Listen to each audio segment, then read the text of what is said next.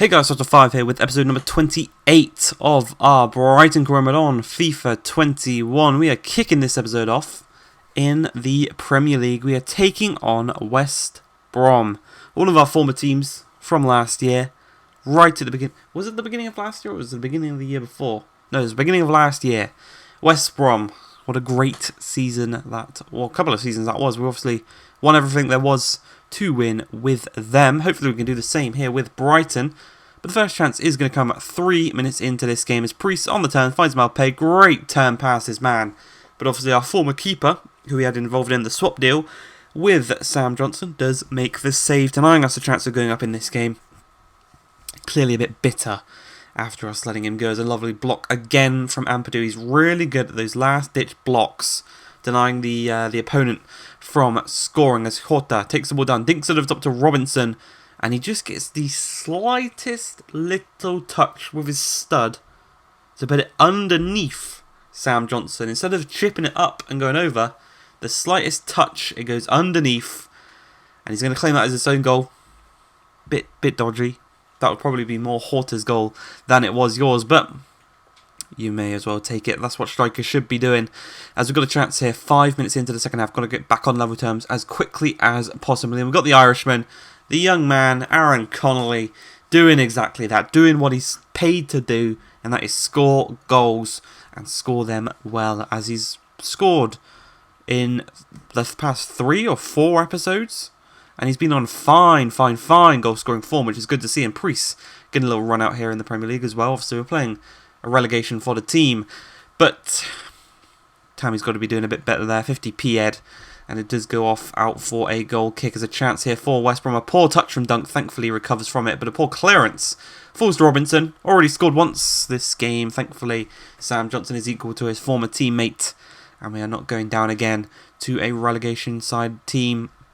As Robinson looks to get past Dunk, finds it to Chowdhury. Chowdhury through to Robinson. Another great reaction save from Sam Johnson, denying them the chance of winning that game. And because that would have been the final chance, it would have been a win for them. But thankfully, it was a 1-1 draw. Not the best considering the situation we're in and we're trying to push for. But we'll take a point over nothing. As Aaron Connolly, 9 minutes into the game against Fulham, goes down in the box and he stays down. You can see he's grabbing his leg. I don't know why. Because he has in fact dislocated his shoulder. He's going to be out for 2 months with that one. He's going to miss the end of the season, which is really unfortunate. All the hard work he's put in to finally get into the first team. And he gets injured within a few games, which is really sad to see. And it's going to be a bit difficult now for us in this one. Thankfully, though, we do have Tammy to come on for him. But Mahrez is going to have the first 2 chances of the game here as he stops brilliantly. And he just couldn't wrap his foot around that one quite enough to put the spin on it to beat the keeper. But it was brilliant bit of skill to stop and send the defender. But what he makes up for in shooting, he does try and make up for playmaking as he plays it to the Ox. Ox across to Sessegnon trying to score against his former team. Didn't quite work out, and we're into the final 10 minutes. We can't have back-to-back draws against relegation teams. And with the Ox going for an audacious little shot there. Rossi, in goal is equal to it. And you know, the perfect delivery there. Right onto the head of Tammy Abraham. I think Tammy Abraham's brother plays for Fulham. Timmy Abraham, I think he plays for Fulham. But scoring against Fulham, making it 1-0. And with us winning the ball in the midfield, Oxlade-Chamberlain had a brilliant game in this one. 2 assists for himself, as you can see here. Well, the second assist right here. You knew we were going to score from this. I don't know why I spoiled it early, but Trossard is the man to tuck it home. 2-0. 3 points coming home with us. And our push for the Champions League continues into the final run of games. I think we've got 5 games left in the Premier League. And we are in front of Man City by 2 points. But we do have to play Liverpool, and we do have to play Manchester United and West Ham. So 3 big games for ourselves. If we can get through that, then why can't we get Champions League football? Why should we be stopped? As we go into the final game of the episode, we are taking on Wayne Rooney's Derby County in the FA Cup semi-final. The other leg is Chelsea versus Leicester. So no real preference there. Both going to be very difficult teams. Obviously, we'd probably rather play Leicester, maybe, considering their fall from grace in this career mode. They've not been the best, But it's going to be difficult. It's going to be hard. And this is obviously how far we got last year. We got knocked out by Arsenal in the semi-final last year out. Hopefully this time round we can go one step further into the final. And maybe, just maybe, lift the trophy above our head. Look at all the Brighton fans that have travelled to Wembley here today.